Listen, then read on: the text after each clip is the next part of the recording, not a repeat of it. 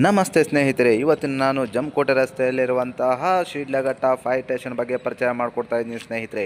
ನೋಡಿ, ಪ್ರಮುಖವಾಗಿ ಮುಂದೆ ಕಾಣ್ತಾ ಇರುವಂತಹ ಸುಂದರ ಹಸಿರು ಗಿಡಗಳಿಂದ ಕಂಗೊಳಿಸ್ತಾ ಇರುವಂತಹ ಪಕ್ಷಿ ನೋಟ.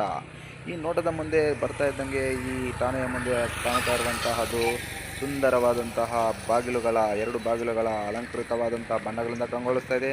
ಅದೇ ರೀತಿ ನಾವು ಮುಂದೆ ಇನ್ನೂ ಹೋಗುತ್ತಾ ನೋಡಿ ಸ್ನೇಹಿತರೆ, ಈ ಕಡೆ ನೋಡ್ತಾ ಇದ್ದಂಗೆ ಈಗ ಮಂದಿಗೆ ಗಿಡಗಳಿಂದ ಕಂಗೊಳಿಸ್ತಾ ಇರುವಂತಹ ಗಿಡಗಳಿಂದ ಕಂಗೊಳಿಸ್ತಾ ಇರುವಂತಹ ಪ್ರಕೃತಿ ನೋಡಿ, ತುಂಬ ಸುಂದರವಾದಂತಹ ಪ್ರಕೃತಿ ಗಿಡಗಳಲ್ಲಿ ಕಂಗೊಳಿಸ್ತದೆ. ಅದೇ ರೀತಿ ನೋಡಿದಾಗ ನಮ್ಮ ಫೈರ್ ಸ್ಟೇಷನ್ ಈಗಡೆ ಬಂದಾಗ ಎರಡು ಬಣ್ಣಗಳ ಅಲಂಕೃತವಾದಂತಹ ಒಂದು ಗಿಡಗಳಿಂದ ವ್ಯವಸ್ಥಿತವಾಗಿದೆ. ಹಾಗೂ ಚೇಪೆ ಗಿಡ, ಮಾವಿನ ಗಿಡ, ಬಾದಾಮಿ ಗಿಡಗಳ ಅಲಂಕೃತಗೊಂಡು ಹಾಗೂ ಈ ಪನ್ನೀರ್ ಗಿಡ ತುಂಬ ಕಂಗೊಳಿಸ್ತದೆ. ತಿನ್ನಲು ತುಂಬ ಹಣ್ಣುಗಳನ್ನು ಕೊಡುವಂತಹ ಒಂದು ಗಿಡವಾಗಿದೆ.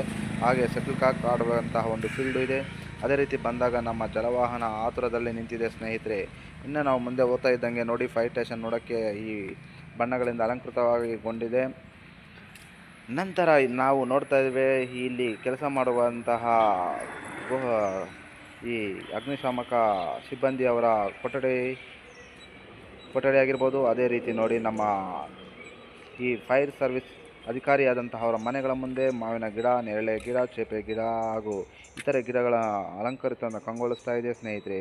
ಅದೇ ರೀತಿ ನಮ್ಮ ಸ್ಟೇಷನ್ ಮುಂದೆ ನೋಡಿದಾಗ ಇಲ್ಲಿ ಜಲವಾಹನ ಅಗ್ನಿ ಕರೆಗಳು ಸಂಭವಿಸಿದಾಗ ನಾನಿದ್ದೇನೆ ಆತುರದಲ್ಲಿ ಕಾತುರ ಇದೆಯಾ ಅಂದರೆ 112 ಹಾಗೂ 010 ನಂಬರ್ಗೆ ಕರೆ ಮಾಡಿ ಅಂತ ಆತುರದಿಂದ ಕಾದಿರುವಂಥ ನಮ್ಮ ಜಲವಾಹನ ನೋಡೋಕ್ಕೆ ತುಂಬ ಅದ್ಧೂರಿಯಾಗಿ ಸುಂದರ ಅಲಂಕೃತವಾಗಿದೆ. ಮುಂದೆ ಈ ಕಡೆ ಬಂದಾಗ ನಮ್ಮ ಏನು ಈ ಫ್ಲಾಗ್ ಹಾಕ್ಸಿದ್ದಾರೆ, ಏನಪ್ಪ ಅರ್ಧಕ್ಕೆ ಫ್ಲಾಗು ಹಾರಿಸಿದ್ದಾರೆ ಅಂತಾರೆ. ಮನಮೋಹನ್ ಸಿಂಗ್ ವಿಧಿವಶ ಕಾರಣ ನಮಗೆ ಇವತ್ತಿನ ದಿನ ಈ ಅರ್ಧಕ್ಕೆ ಫ್ಲಾಗ್ ಆಗಿದ್ದೀವಿ. ಹಾಗೂ ಗಿಡ ಮರಗಳಿಂದ ನಮ್ಮ ಸ್ಟೇಷನ್ ಕಂಗೊಳಿಸ್ತಾ ಇದೆ ಅಂತ ಹೇಳೋಕ್ಕೆ ನಾನು ಇಷ್ಟಪಡ್ತೀನಿ.